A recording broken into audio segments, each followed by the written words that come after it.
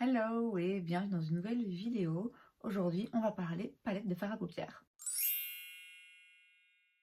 Plus précisément, on va parler de ces palettes de fard à paupières qui étaient dans ma liste de produits à retester. Alors, j'ai l'impression que j'en parle dans chaque vidéo, mais je vais vous réexpliquer au cas où.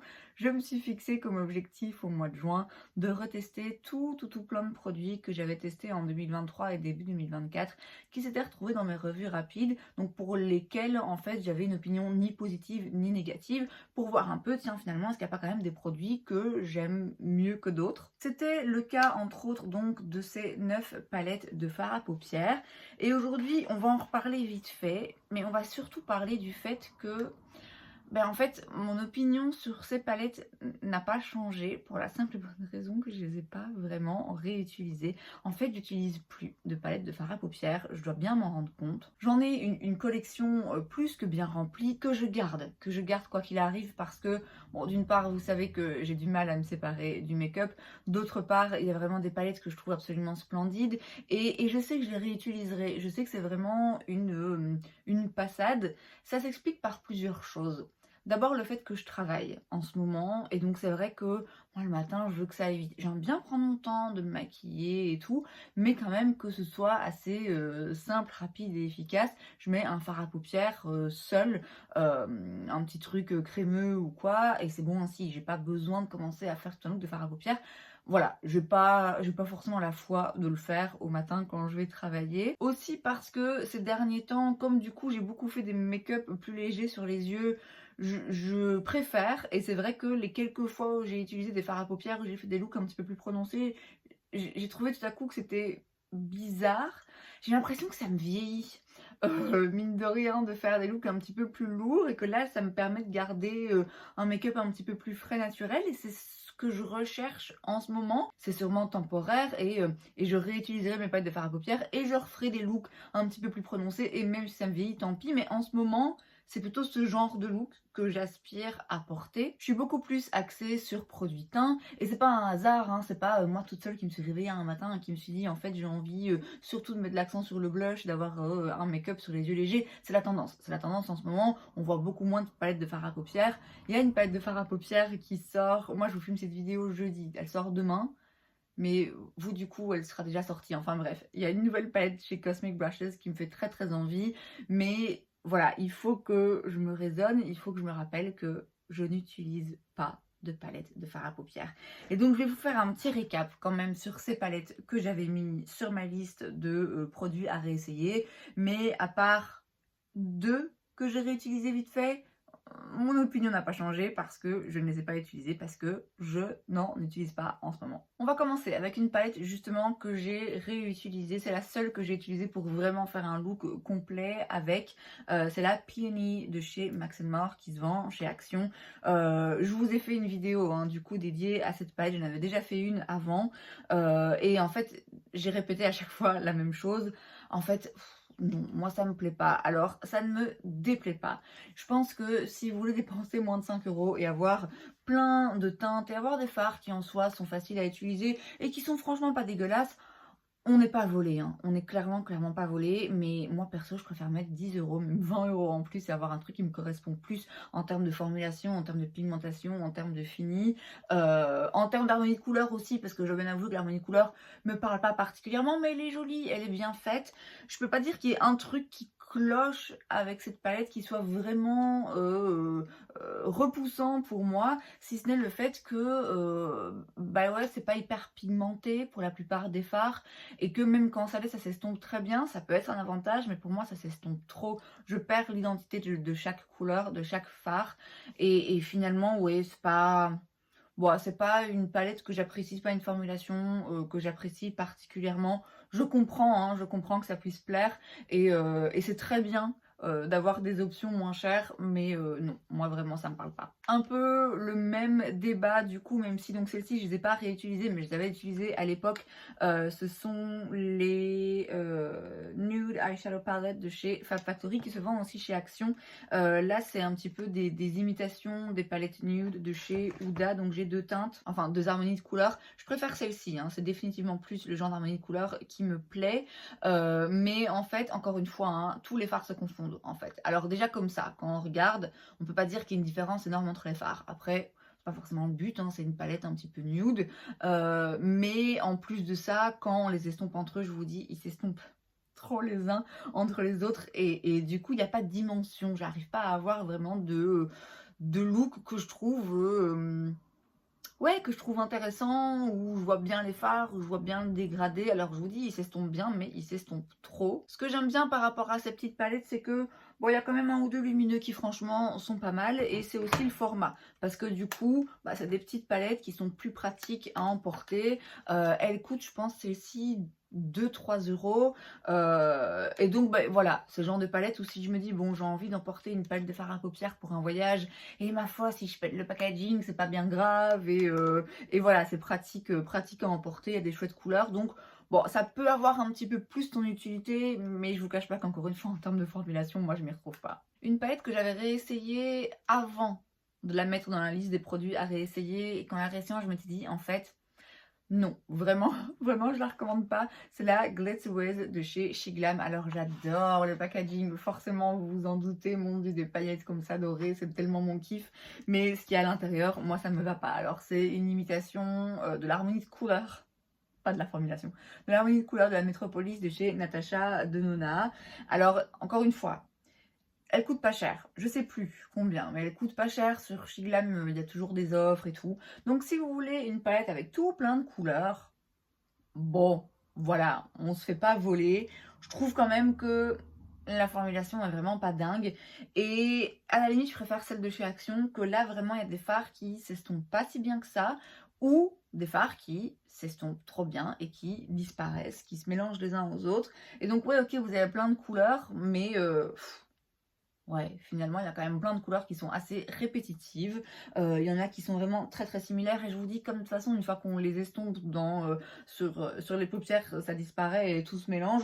Donc finalement, il n'y a pas tellement de couleurs que ça. Les lumineux sont pas dingues. Il y en a un là que je trouvais très joli, mais une fois qu'on l'utilise, non, il est encore une fois assez insignifiant. Donc ça, c'est une palette que je garde pour l'instant dans le simple but de me dire si je refais à l'avenir une palette de full face, une vidéo pardon, full face produit Shiglam, bon voilà, ça pourra me servir. Ce sera pas tout de suite parce que j'en ai fait une il n'y a pas longtemps.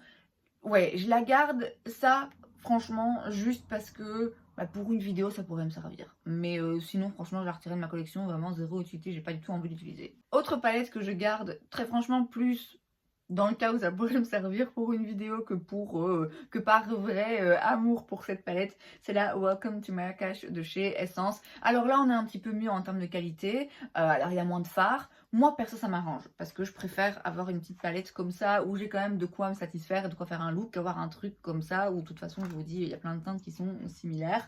Donc là en termes de qualité je la trouve quand même mieux que la Shiglam, mieux aussi quand même que celle de chez Action, mais pas non plus incroyable. Alors de nouveau c'est chez Essence donc c'est pas cher et le fait de pouvoir avoir une petite palette pas chère comme ça avec des jolies teintes, c'est un plus, c'est clairement un avantage et je me rends compte que tout le monde n'a pas envie de dépenser 100 balles pour des palettes Pat McGrath, Natasha Denona et c'est tout à fait compréhensible. Et donc si vous achetez cette palette, vous ferez des petits looks qui sont jolis, il n'y a pas de souci. Le noir, dans mes souvenirs, le noir était quand même assez intense pour un noir, ce qui est assez impressionnant à ce prix-là. Les fards s'estompent bien. Pas trop non plus, je dirais que oui, contrairement à l'action, on peut quand même encore voir un petit peu la différenciation entre les couleurs des fards. Mais voilà, c'est pas une harmonie de couleurs déjà qui me transcende. Et je vous dis, c'est pas une formulation que j'adore, mais c'est correct franchement pour le prix. Pour moi, des palettes qui sont correctes en termes de prix, mais qui ont quand même une valeur ajoutée et qui ont un petit truc en plus que ces palettes, Action, Essence, etc. Ce sont les palettes Colourpop. Alors on n'est pas exactement au même budget non plus, hein, parce que je pense que les palettes Colourpop, des plus petites comme ça doit quand même être 10-14 euros. peut-être, alors que celle de chez Max More, donc c'est moins de 5, celle de chez Essence, ça devait être 7-8, donc c'est un peu plus cher, mais ça reste quand même très abordable. Et je vous dis, là, on sent, en tout cas moi je sens quand même que je monte d'un cran dans la qualité, et que les harmonies de couleurs, là, m'intéressent un petit peu plus, en tout cas pour une au moins. C'est donc la That's Taupe, que je vous dis, j'ai pas forcément réutilisé parce que j'ai pas été d'humeur à utiliser des palettes de fard à paupières, mais j'aurais pu. Franchement, pour le même prix, j'aurais pu utiliser celle-ci parce qu'elle s'utilise très facilement. Et il y a un fard ici, Super Shock, qui est très joli, très lumineux et qui peut très facilement s'utiliser comme ça. Vous voyez, juste hop, on en met un petit peu sur la paupière seule et ça fait le job. Donc c'est une petite palette que je trouve très sympa, très facile à utiliser au quotidien. Donc franchement, j'aurais pu, c'est juste que je vous dis, c'est vraiment plus un petit peu par flemme de prendre une palette. Ce que je lui reproche, c'est que il y a des teintes ici qui sont quand même très similaires. Avoir une teinte beaucoup plus claire et une encore plus foncée en plus, ça aurait peut-être mieux différencié les teintes entre elles. Mais c'est une jolie petite palette de teintes nude, taupe. C'est pas exagérément froid, c'est pas chaud non plus, c'est vraiment neutre. C'est une chouette petite palette, très réussie d'après moi. Mais voilà, je vous dis, je l'utilise pas en ce moment. Autre palette de chez Colourpop que je vais utiliser encore moins, c'est la Troublemaker. C'est Sandrine qui m'a donné parce qu'elle l'utilise pas du tout. Pourtant, c'est beaucoup plus cette teinte que les miennes. Pareil que la That's Taupe. C'est quand même une qualité qui est sympa, à un prix sympa aussi. Ce que je trouve intéressant dans cette palette par rapport à l'autre, c'est que bon, comme il y a plus de teintes, il y a un petit peu plus de formulation. Donc on a des fards métalliques un petit peu plus intenses, on a un petit duochrome, c'est pas le duochrome de folie, mais c'est un petit duochrome quand même. On a un fard sequin, on a des fards mat, enfin voilà, on a des métalliques un petit peu plus soft, d'autres plus intenses. Donc je trouve ça sympa d'avoir un petit peu de variété quand même, pour une palette qui est pas non plus énorme, d'avoir un petit peu de variété dans les textures et dans les formulations. Ce qui fait que celle-ci, je l'utilise pas, en dehors du fait que, comme toutes les autres, j'utilise pas de palette de fard à paupières en ce moment, c'est l'harmonie de couleurs, qui est réussie, qui est franchement bien faite, mais qui moi me parle un petit peu moins. Moi, vous savez, je préfère les tons chauds, neutres, nude, mais là ça tire un petit peu trop vers les gris, mauves. Parfois j'aime bien, hein, parfois j'ai envie, mais ouais, c'est moins le genre d'harmonie de couleurs que j'ai envie forcément d'utiliser, encore une fois, surtout en ce moment.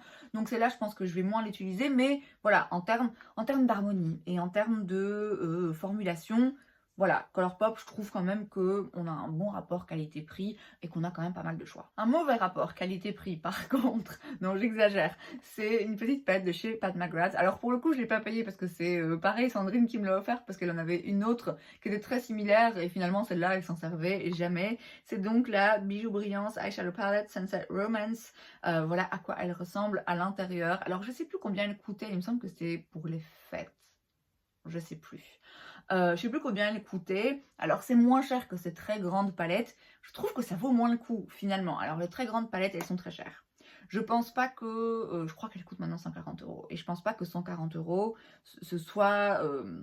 qu'on puisse justifier ça pour ces palettes avec 10 fards, il me semble. Certes, dans chacune de ces palettes, il y a 3-4 fards qui sont splendide, inimitable, mais il y a aussi après des fards qui sont pas dingues. Et donc ça reste quand même très cher, ça reste difficilement défendable, mais j'en ai une et je dois bien admettre que ces 3-4 fards qui sont très spéciaux sont absolument uniques. Il n'y en a pas d'autres, il n'y a pas d'autres formulations comme ça sur le marché, il y a qu'elle qui sait les faire. Et de ce fait-là, même si ça vaut pas 140 €, je trouve que ça vaut un petit peu plus le coup parce qu'on achète quelque chose vraiment d'unique. Alors qu'ici, bon, certes c'est moins cher hein, du coup, mais j'ai pas une formulation unique. J'ai des fards métalliques qui sont intenses, qui sont jolis, j'ai des fards mat qui se travaillent bien, qui sont pigmentés, mais voilà, c'est une palette... ouais, je peux trouver ça ailleurs. Même en termes d'harmonie de couleurs, il n'y a rien de particulier. C'est très Pat McGrath, hein, de toute façon, elle fait toujours la même chose. Ce que j'apprécie dans cette palette, c'est le packaging. C'est le fait que du coup, ce soit une petite palette à 5 fards, plus facile à emporter. Que ce soit un packaging en carton où du coup, on risque pas de le casser, c'est pratique aussi pour emporter. Et j'apprécie le fait que l'harmonie de couleurs soit simple à utiliser. C'est, voilà, on va faire toujours la même chose, mais bah oui, à chaque fois, ça va être joli. Il faut pas se prendre la tête. Il y a un fard mat plus clair, un plus foncé. Il y a 3 fards métalliques plus clair, plus foncé et au milieu. Et voilà, ça fait le taf, ça fait un look qui est cohérent et qui est à chaque fois joli et dans des teintes qui me vont bien, mais ouais, c'est rien d'extraordinaire quoi. Donc si vous voulez avoir une palette Pat McGrath, mais que vous n'êtes pas prêt à dépenser 140 balles, bah oui, c'est une chouette palette. Maintenant, si vous voulez expérimenter la beauté de certains fards Pat McGrath, là non, vous allez avoir une palette finalement banale. Parmi toutes ces palettes finalement que je vous rappelle, hein, j'ai pas vraiment réutilisé, celle qui d'après moi sort un petit peu du lot et qui reste une palette où si je devais en fait n'en garder qu'une seule parmi toutes celles-ci, c'est celle-ci que je garderai, c'est la New Mod de chez Sigma. Alors de nouveau en termes d'harmonie de couleur, c'est pas forcément mes teintes préférées, mais je trouve que l'harmonie de couleur est quand même vraiment très bien faite, parce que ben oui, on a des teintes un petit peu plus rosées ici, mais on a aussi là du neutre, on a des teintes un rien plus chaudes, il y a vraiment finalement de quoi faire des looks assez différents et vraiment à contenter tout le monde dans une seule et même palette. On a, je vous dis, une petite touche de couleur, mais on a aussi un petit peu de neutre, on a du un peu plus froid, on a du un petit peu plus chaud. Ça reste des teintes qui se portent très facilement au quotidien, mais on a un petit peu de fantaisie aussi avec un fard là qui a un rien duochrome. C'est vraiment une harmonie de couleurs, je trouve, qui est très bien réalisée. Bon, le packaging en velours, voilà, je trouve ça très agréable aussi. C'est surtout une formulation que j'aime beaucoup, la formulation des fards à paupières Sigma. J'en ai une autre hein, dans la marque, c'est la palette Ambiance. Je trouve que les fards sont vraiment bien parce qu'ils sont pigmentés mais ils s'estompent facilement.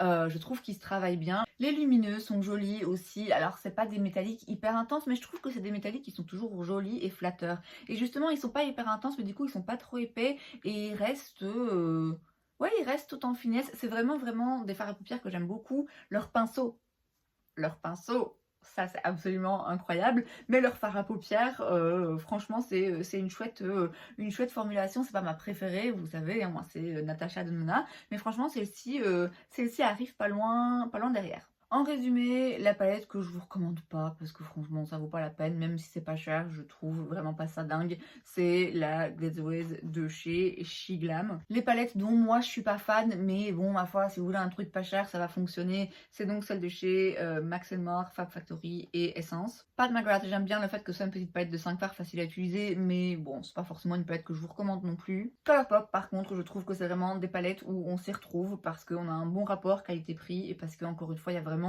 de quoi satisfaire tout le monde en termes d'harmonie de couleurs. Mais celle qui pour moi donc sort du lot, c'est la New Mode de chez Sigma.